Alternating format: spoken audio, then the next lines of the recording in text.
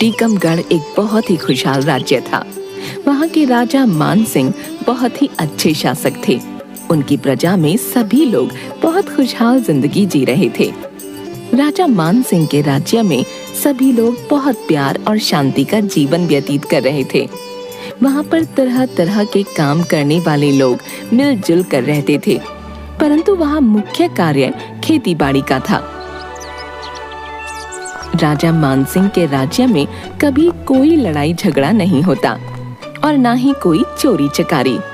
यदि कभी कोई झगड़ा हो भी तो वह राजा के दरबार में आकर सुलझा लिया जाता था।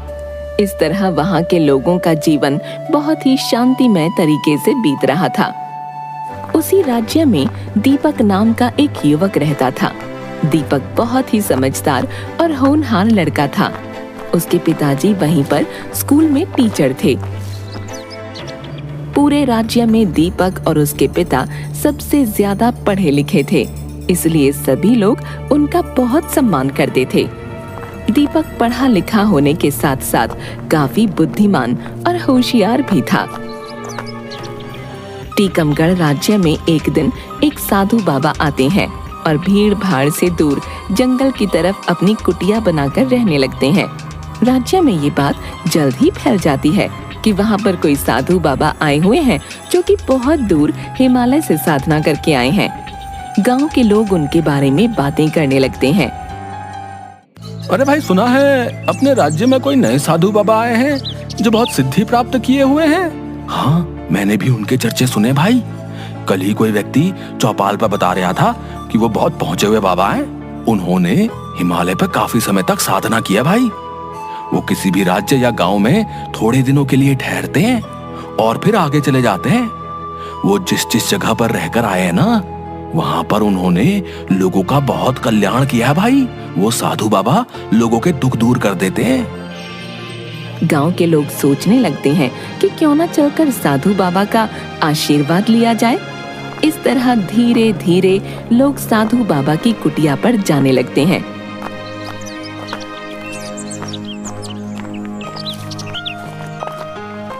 और वहाँ धीरे धीरे भीड़ बढ़ने लगती है।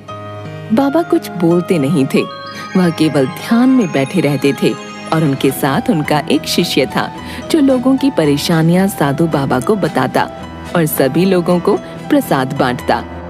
बाबा, मैं बहुत परेशान हूँ। मेरी बीवी बहुत सालों से बीमार है, वो चल फिर भी नहीं सकती। आप उसके लिए प्रसाद दे दें ताकि वो ठीक हो जाए।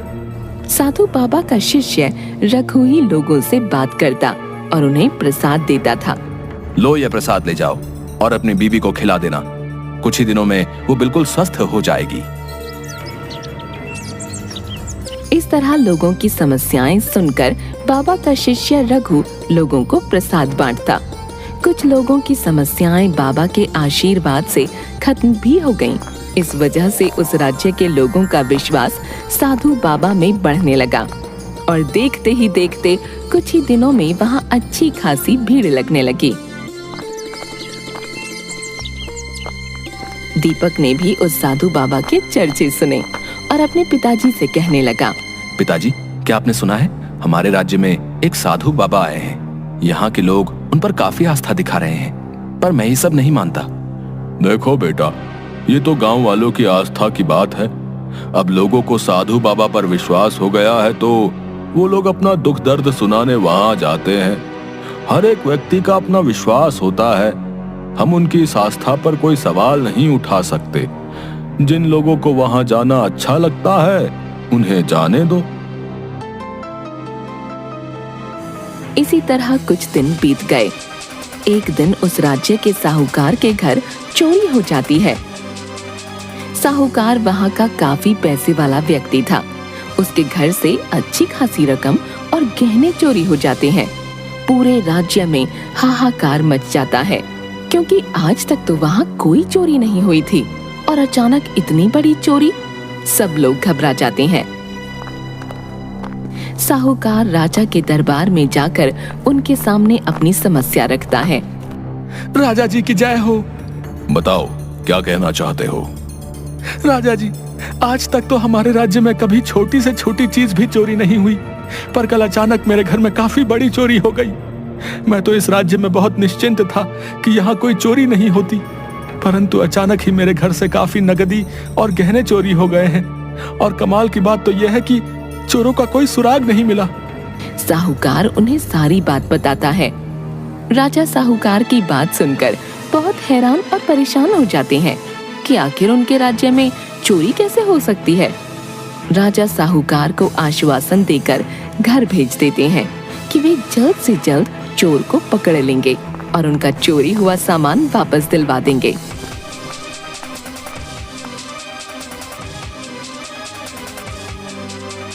परंतु अगले ही दिन गांव के जमींदार के घर चोरी हो जाती है।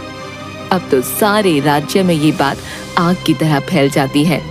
टीकमगढ़ में सभी पैसे वालों के यहाँ चोरी हो रही है। राजा ये सब सुनकर बहुत परेशान हो जाते हैं और अपने मंत्रियों से कहते हैं, ये सब क्या हो रहा है हमारे राज्य में? आज तक जहाँ एक छोटी सी भी चोरी नहीं हुई, वहाँ लगातार इतनी बड़ी बड़ी 2 चोरियां। आखिर ये सब कौन कर रहा है? इसका पता लगवाओ। जी राजा जी, हम पूरी कोशिश कर रहे हैं, परंतु चोर का कोई सुराग नहीं मिल पाया। हम लगातार कोशिश में लगे हुए हैं कि चोर जल्द से जल्द पकड़ा जाए। इसी तरह दिन बीतने के साथ साथ हर दूसरे नए दिन पर एक के बाद एक नई चोरी होने की घटना होती रहती है। सभी लोग बहुत कोशिश करते हैं, परंतु चोर पकड़ा नहीं जाता। राज्य में सभी लोग बहुत परेशान और डरे हुए से दिखते हैं कि आखिर ये हो क्या रहा है। उस राज्य में ऐसा कौन चोर घुस आया है जो बेखौफ होकर एक के बाद एक चोरी कर रहा है और पकड़ा भी नहीं जा रहा। आखिरकार राजा बहुत परेशान हो जाते हैं। अपने मंत्रियों से कहते हैं कि जल्द से जल्द कुछ करें।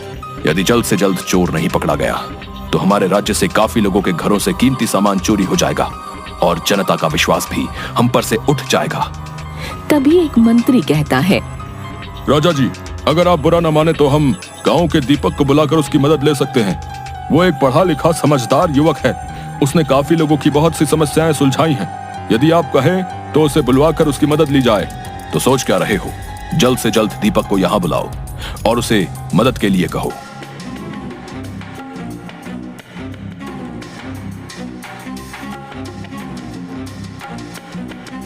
दीपक, मैंने तुम्हारी बहुत प्रशंसा सुनी है कि तुम बहुत ही बुद्धिमान व्यक्ति हो।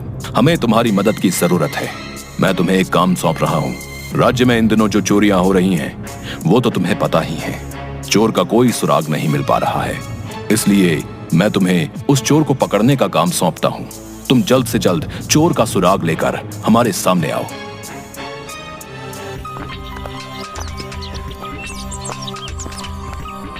दीपक राजा की आज्ञा मानकर वहां से निकल पड़ता है और घर जाकर इस बारे में काफी सोचता है।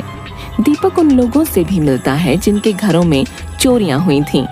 काफी बातचीत और छानबीन के बाद उसे पता चलता है कि जिन लोगों के घरों में चोरियां हुई हैं, वे सभी साधु बाबा की कुटिया पर आशीर्वाद और प्रसाद लेने गए थे। बस दीपक के दिमाग में ये खटकता है कि हो ना हो इसमें साधु बाबा का जरूर कोई हाथ है और उन्हीं के यहाँ आने के बाद चोरियां शुरू हुई हैं। बस फिर क्या था, दीपक इस बात की तह तक जाने की सोचता है। अगले दिन दीपक साधु बाबा की कुटिया पर जाता है और वहां रोज की तरह श्रद्धालुओं की भीड़ लगी हुई थी। लोग एक एक करके बाबा से आशीर्वाद और प्रसाद ले रहे थे। जब सब लोग वहां से चले जाते हैं तो दीपक वहीं छुपा रहता है और साधु बाबा और उनके शिष्य रघु की बातें सुनने की कोशिश करता है। साधु बाबा कुटिया में जाते ही अपनी वेशभूषा और दाढ़ी उतार देते हैं। ये देखकर दीपक हैरान रह जाता है कि वो साधु बाबा नहीं है, बल्कि ये तो कोई बहरूपिया है। अरे रघु, कितना माल इकट्ठा हो गया है इस राज्य से। इस राज्य के लोग तो बहुत ही सीधे और बेवकूफ हैं। यहाँ से जितना माल इकट्ठा हुआ है उतना तो पहले कभी भी नहीं हुआ। यहाँ के जितने मालदार लोग हैं उनमें से काफी के यहाँ तो हमने चोरी करके अपना कमाल दिखा दिया। अब जो 2-4 बच्चे हैं उन्हें भी जल्दी ही निपटाओ और फिर यहाँ से चलने की तैयारी करो। इतनी चोरियों के बाद यहाँ ज्यादा दिन टिकना खतरे से खाली नहीं। बस कल के लिए मैंने 2 घरों में चोरी करने का प्लान बनाया है। उनके घर से जब कोई यहाँ आएगा उसे मैं नशे वाला प्रसाद दे दूंगा। बस वो खाकर सब लोग गहरी नींद में सो जाएंगे और मैं वहां जाकर आराम से चोरी कर लूंगा। चलो ठीक है, अब आराम से सो जाते हैं। दीपक उन दोनों की बातें सुनकर सारा माजरा समझ जाता है कि वह लोग किस तरह श्रद्धालुओं को उल्लू बनाकर नशे वाला प्रसाद देते हैं, जिससे कि वह लोग गहरी नींद में सोए रहें और ये आराम से वहां चोरी कर सकें। अगले ही दिन दीपक राजा जी के पास जाकर उन्हें सारी कहानी बता देता है और उनसे कहता है कि कल उन लोगों ने 2 घरों में चोरी का प्लान बनाया है, उन्हें रंगे हाथों पकड़ना होगा। तुम पूरी तैयारी के साथ उनका पीछा करना और उन्हें रंगे हाथों पकड़ना। मैं तुम्हारे साथ अपना एक मंत्री और कुछ सिपाही भेज दूंगा ताकि वे लोग भाग न पाएं। बस अगले ही दिन दीपक यह पता लगा लेता है कि आज किन 2 घरों में चोरी का प्लान है। वे उन लोगों को पहले ही कह देता है कि वह प्रसाद न खाएं और सोने का केवल नाटक करें।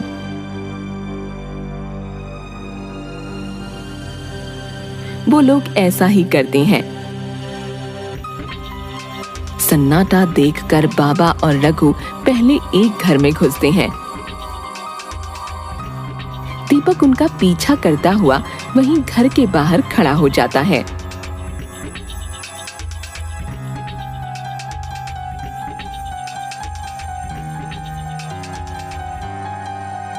वे लोग जैसे ही चोरी करके घर से निकलते हैं, राजा के सिपाही उन दोनों को पकड़ लेते हैं।